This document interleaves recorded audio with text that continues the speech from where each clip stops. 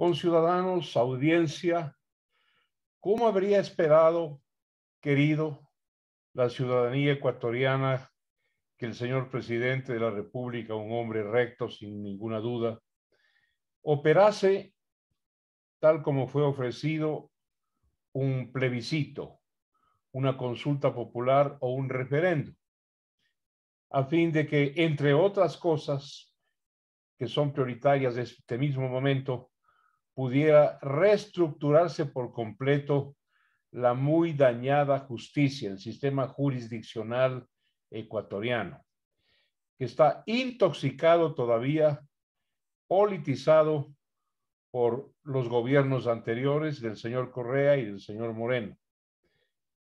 No fue esto posible, el poder político tendrá sus razones, pero el hecho es que la justicia en general, habrá excepciones, sigue avergonzándonos.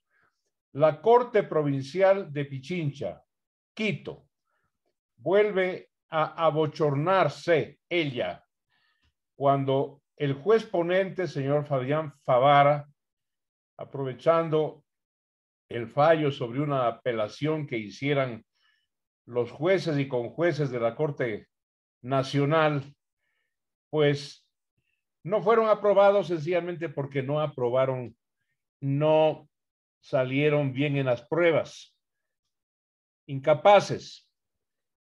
Pues eso es una limitante seria para el Consejo de la Judicatura, y hoy vamos a hablar de este tema con un tribuno, como un miembro de este Consejo Nacional de la Judicatura, un hombre probo, un hombre confiable como el doctor Fausto Murillo. Fausto, le doy una cordial bienvenida y el tema está planteado para usted. Adelante. Muchas gracias, Marcelo, por la invitación. Con todo gusto, aprovecho la tribuna para poder explicar de dónde se origina ese fallo y cuál es el antecedente que originó precisamente lo que estamos comentando. El Consejo de la Judicatura, que ingresó en funciones el 29 de enero del 2019, en la resolución expedida por el Consejo Transitorio, presidido por el doctor Julio César Trujillo, en su artículo 2, en el artículo 1, extiende el nombramiento de los actuales vocales del Consejo de la Judicatura y en el artículo 2 exhorta, pide que el Consejo de la Judicatura proceda de manera inmediata a evaluar a los jueces y conjueces de la Corte Nacional de Justicia. ¿Y por qué ese exhorto? ¿Por qué esa necesidad? Porque no olvidemos que el Consejo presidido por el doctor Julio César Trujillo cesó al Consejo presidido por el doctor Gustavo Yalc. ¿Y por qué le cesó? Entre otras, para ser preciso, porque en los concursos que llevó adelante para conformar, entre otros órganos, la Corte Nacional de Justicia, estableció y evidenció absolutas irregularidades, direccionamientos y perjuicio a unos concursantes y beneficio a otros. Por eso tuvimos la justicia que tuvimos en aquella época. En tal razón, este Consejo de la Judicatura de manera inmediata procedió a elaborar los reglamentos, la metodología y emprendió en la evaluación integral de los jueces y conjueces de la Corte Nacional de Justicia. Pregunta Fausto, señor doctor Fausto Murillo. Cuando esto sucede, cuando hay este exhorto del doctor Julio César Trujillo de proceder a la evaluación inmediata de jueces y conjueces, ¿es que no había reglamento, no había normatividad, no había procedimientos, si habían hecho las cosas a ojo del buen cubero? Precisamente los reglamentos que se utilizaron en las evaluaciones de los consejos anteriores eran evaluaciones a dedo, eran evaluaciones de bolsillo. Es decir, nosotros no podíamos mantener o aplicar esos reglamentos, sino que tuvimos la necesidad y nos dimos el trabajo de elaborar dentro de nuestras facultades constitucionales y legales los instrumentos como son los reglamentos y la metodología para hacer una evaluación integral, diferente, una evaluación a jueces especializados y una evaluación a jueces de corte de casación, que es muy diferente a evaluar a jueces de cortes provinciales. Es decir, construimos una nueva normativa interna dentro de nuestras facultades y establecimos los parámetros. Para dar un ejemplo, en las anteriores evaluaciones, quien sacaba 70 sobre 100 pasaba la evaluación.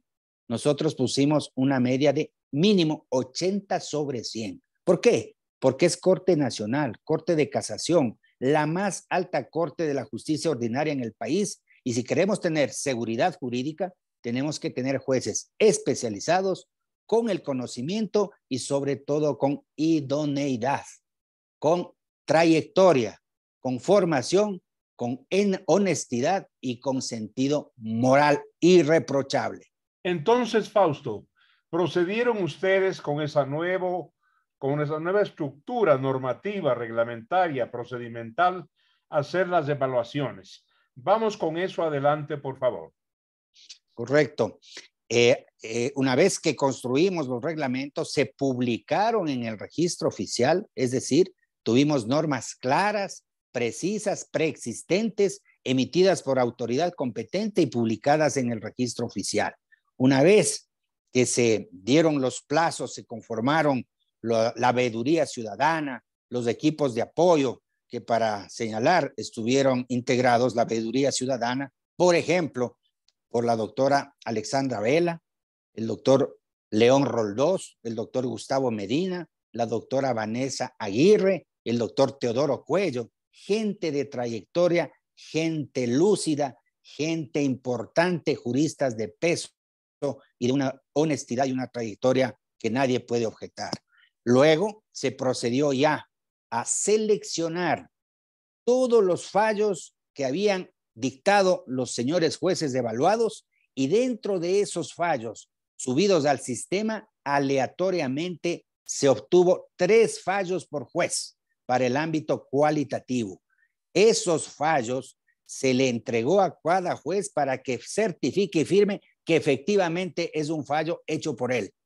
Una vez que se estableció eso, se fue a la evaluación cualitativa. ¿Y en qué consistió esta evaluación cualitativa? Es muy importante señalar.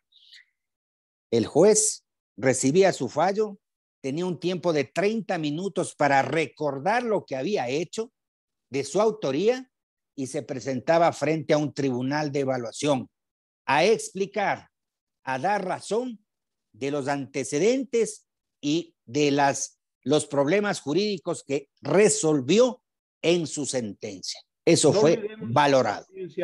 Que el doctor Fausto Murillo ya nos está explicando el procedimiento de evaluación con 3 juicios escogidos, entre comillas escogidos, aleatoriamente surgidos para que los jueces evaluados rindan su prueba. Adelante, Fausto.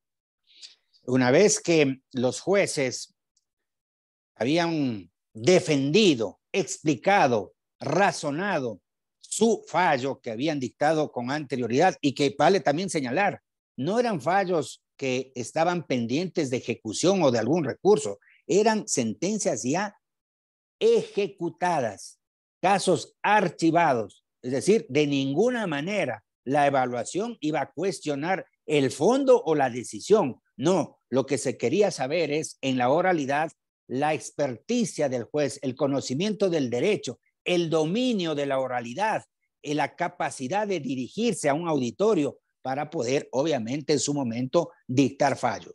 Claro, claro, Fausto, esto está absolutamente nítido porque escoger aleatoriamente juicios que no estuvieran pasados en autoridad de cosa juzgada y que no estuviesen ejecutados como última acción e instancia habría dado lugar a sospechas o a suspicacias, de tal manera que el procedimiento fue límpido.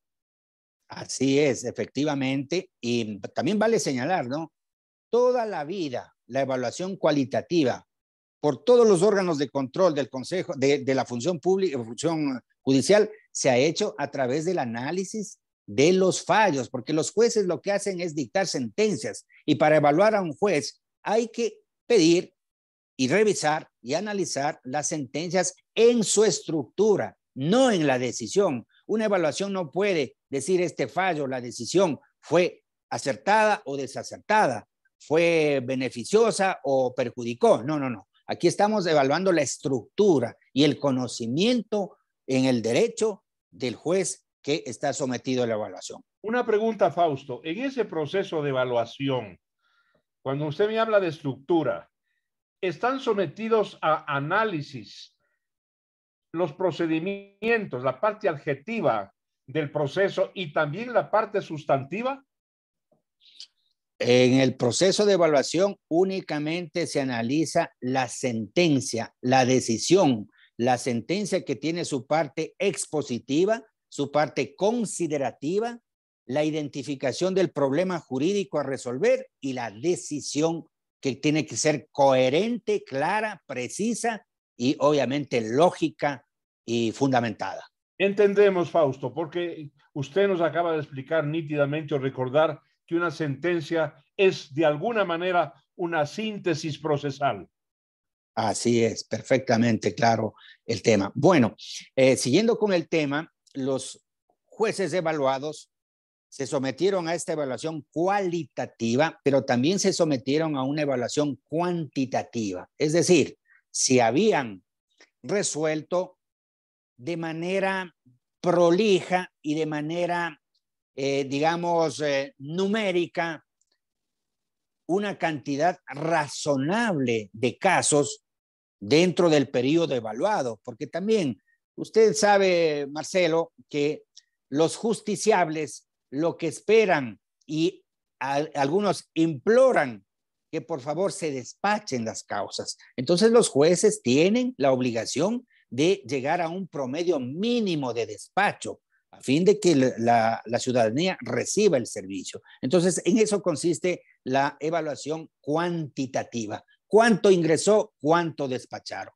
¿Y con qué calidad despacharon? Ahí están los dos parámetros. Pero este Consejo de la Judicatura incluyó, y por eso es un reglamento diferente a los anteriores, es muy importante, incluyó dos parámetros adicionales que están en la Constitución y en la ley y en los principios que deben regir el sistema judicial. El tema de legitimidad y transparencia de los señores evaluados. Sucintamente, ¿qué es legitimidad y qué es transparencia? Legitimidad, que ingresaron al cargo de manera legítima, que no fueron beneficiados de un sesgo o de un beneficio para ingresar a la función judicial. Y transparencia, esto tiene que ver con su comportamiento de juez. Ejemplo, para que la ciudadanía comprenda. Un juez tiene que tener un ingreso como servidor judicial que le paga el pueblo ecuatoriano, ¿no es cierto? Y ese ingreso durante su carrera judicial tiene que tener coherencia y relación con su patrimonio. En la función pública nadie se puede enriquecer. La función pública y la función de juez, uno puede vivir decente y honradamente, Es decir, pero no puede acumular fortuna. El elemento de referencia es la declaración de bienes y la declaración patrimonial que hace el juez al iniciar su servicio. Exactamente, la obligación de presentar declaración patrimonial cuando ingresa y cada 2 años actualizarla, y cuando sale de la función también presentar su declaración patrimonial a fin de que se pueda establecer efectivamente si hay esta transparencia, esta coherencia entre ingresos, gastos y patrimonio. Muy bien, hasta ahí todo el procedimiento explicado por el doctor Fausto Murillo, miembro del Consejo Nacional de la Judicatura, con enorme nitidez y claridad.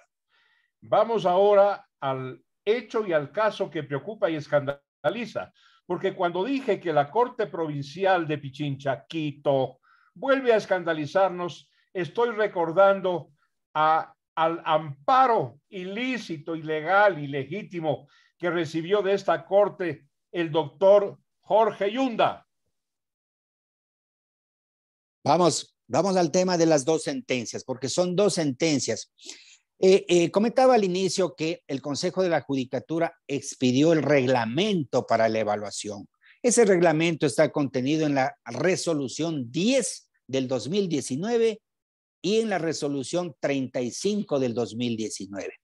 Esas resoluciones fueron, una vez que se dio los resultados de la evaluación y que prácticamente un 75% de jueces no superaron la evaluación y fueron removidos, no destituidos, removidos. Así dice la Constitución y la ley. Quien no pase la evaluación será removido. Decía que esos instrumentos normativos, como son los reglamentos de evaluación, fueron objeto de una acción primero de inconstitucionalidad planteada por la Asociación de Jueces y Magistrados del Ecuador. Presentaron la acción de inconstitucionalidad ante la Corte Constitucional. Paralelamente, luego del desenlace de la evaluación, todos los jueces removidos se agruparon y presentaron una acción de protección, aduciendo que se habían violentado derechos como el derecho a la seguridad jurídica, a la inamovilidad de los jueces. Aquí voy a decir algo importante, Marcelo.